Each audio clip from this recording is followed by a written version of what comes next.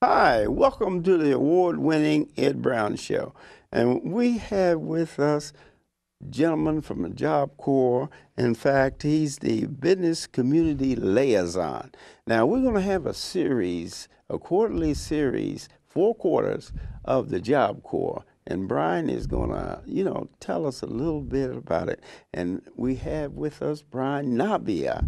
And we had a discussion about Brian's last name. Nabia is Russian, isn't it? And Turkish, right? It's Uzbek. It's Huh? Uzbek.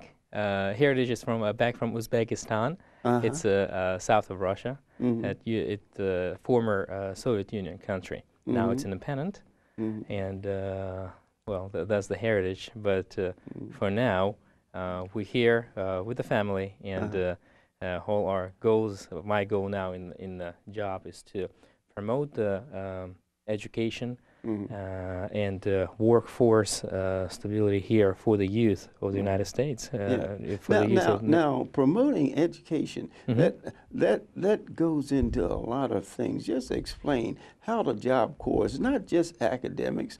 In fact, I'm very impressed, and I was impressed last year with your culinary department because Culinary, they cooked on Ed Brown show, prepared a full course meal, Right. and I never will forget. And the fact that the young man that was on that show, he got a position. I don't call it a job as a chef on a cruise line. Right, And, right. and in a period of time, he saved $40,000. Now, Saved that's up a and great image and a great feather in the cap of the Job Corps. The terrific job that you guys are doing. Well, thank you. Thank you. Job Corps is a federally funded program by the Department of Labor.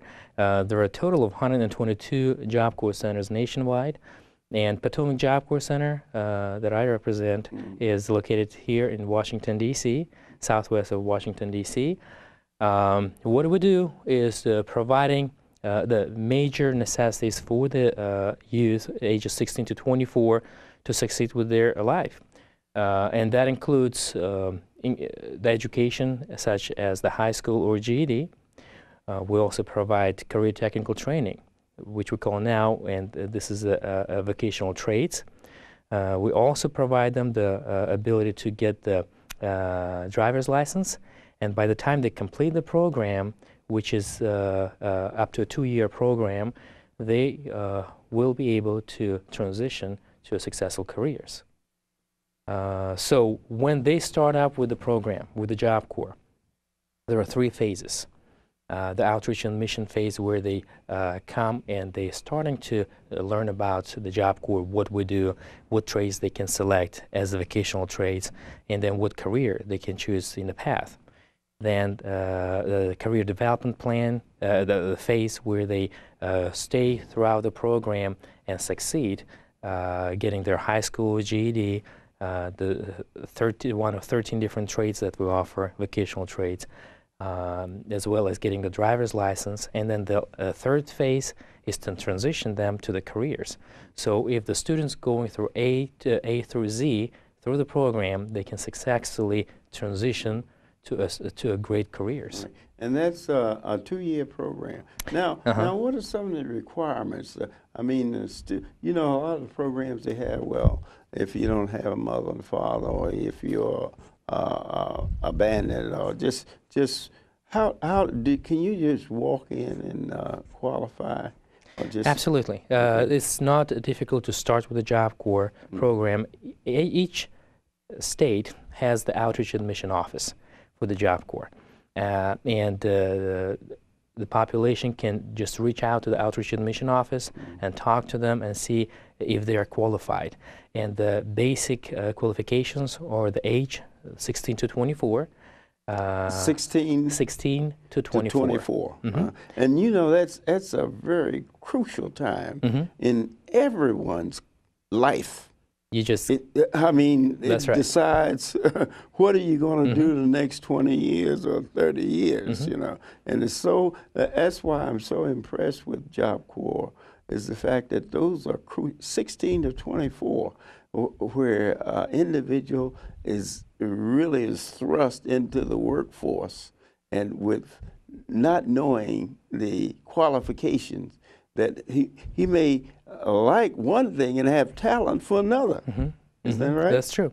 And the beauty about Job Corps is that students always have choices. Yeah. They come to the Job Corps, when they come in, they think that they already know what trade they want to go Right. to. Exactly. But then when they start out with that particular vocational trade and they think that, hey, I think that this is not what I want to do in the future, they have a choice to switch to start another trade as well. Or after they completed one of the vocational trades, they can go ahead and select another trade. The beauty of all this is that it's free of charge. It's totally free for the for our youth. It's 100% funded by our government. It's a federally funded program, and it costs up to $28,000 a year for the government for a government to pay for each student that goes through the program. Right. So it's very expensive, right, but it pays off with the fact that the youth. That's the future.